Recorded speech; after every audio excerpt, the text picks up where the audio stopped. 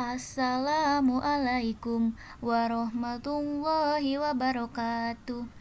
Oke, anak-anak, sekarang kita akan melanjutkan materi pada subtema 2 di pembelajaran 5 dan 6. Sebelum memulai belajar, disiapkan dulu ya alat tulisnya.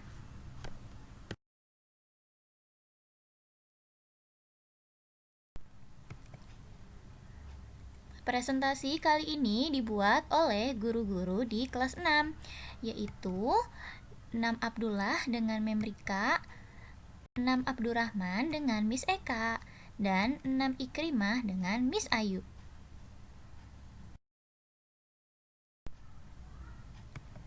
Sebelum memulai belajar, akan dijelaskan dulu apa sih tujuan pembelajaran kita hari ini. Yang pertama, menjelaskan pengaruh komputer terhadap kehidupan sosial budaya. Yang kedua, memainkan alat musik dengan memperhatikan interval nada. Yang ketiga, menjelaskan informasi teks eksplanasi. Dan yang keempat, menceritakan pengalaman melaksanakan kewajiban.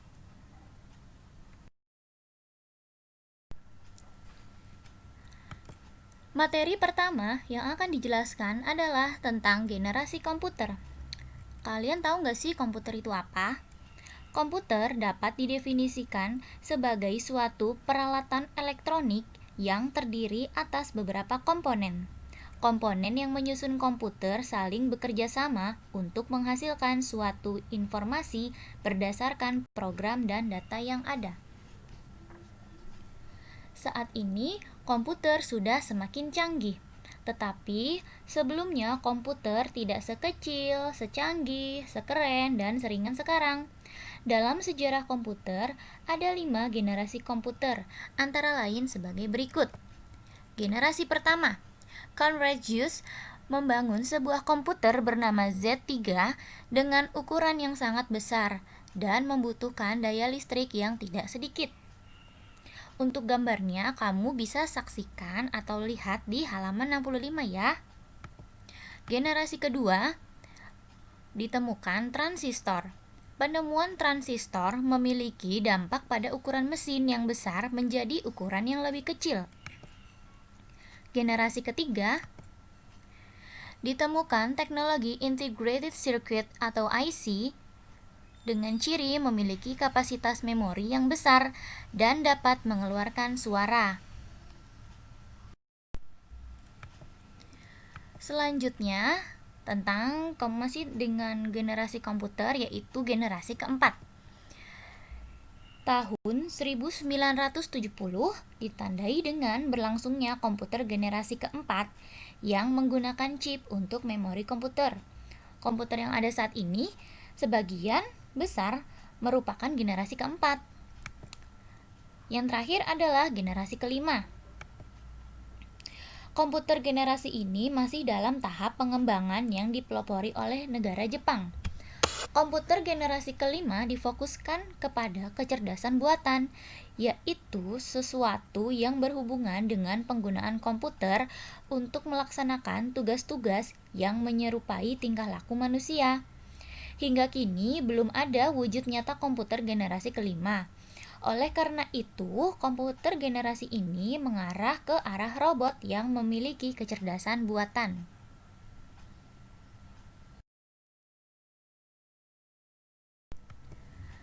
Selanjutnya adalah manfaat penemuan komputer. Yang pertama, penyebaran informasi menjadi lebih mudah dan cepat.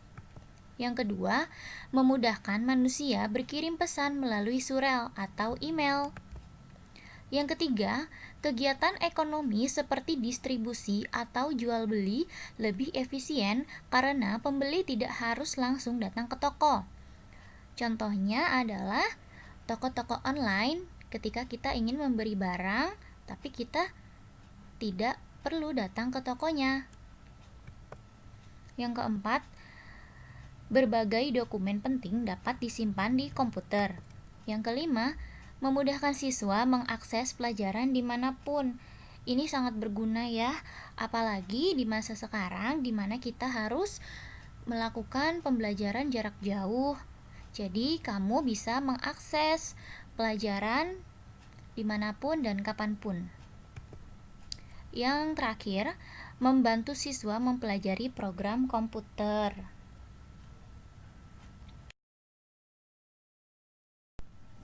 Pada pembelajaran yang lalu, kalian sudah belajar menyanyikan lagu dengan nada yang tepat. Nah, di pembelajaran kali ini kamu bisa berlatih memainkan lagu menggunakan alat musik. Kamu bisa memilih alat musik melodis. Alat musik melodis yaitu alat musik yang memiliki nada. Misalnya adalah sebagai berikut.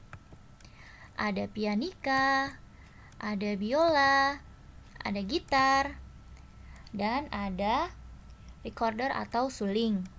Kalian bisa memainkan lagu-lagu menggunakan alat-alat musik melodis ini dan dengan memperhatikan solmisasi tangga nada berikut ini ya.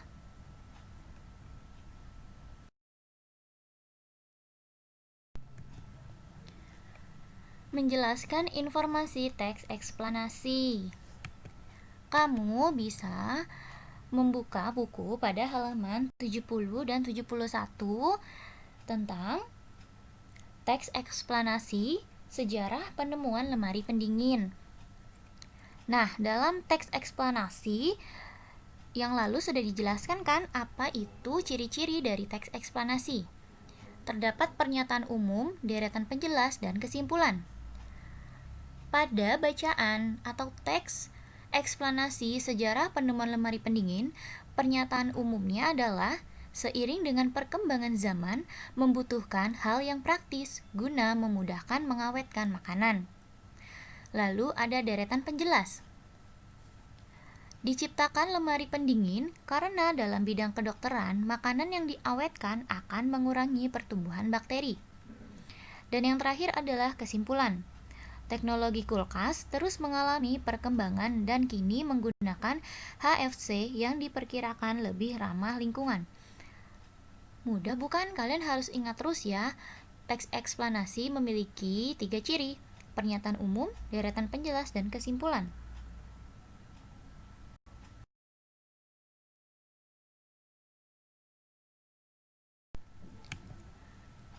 Selanjutnya adalah melaksanakan kewajiban. Kewajiban adalah sesuatu yang harus kita laksanakan. Adapun hak adalah sesuatu yang kita peroleh. Kita sebaiknya melaksanakan kewajiban terlebih dahulu sebelum memperoleh hak. Berikut contoh-contoh sikap mendahulukan kewajiban daripada hak. Yang pertama, masuk ke kelas dengan tertib. Yang kedua, izin dengan orang tua sebelum berangkat ke sekolah atau ketika hendak bepergian. Yang ketiga, membayar barang yang dibeli sesuai harga yang dibutuhkan. Dan yang keempat, bekerja sama membersihkan lingkungan sekolah.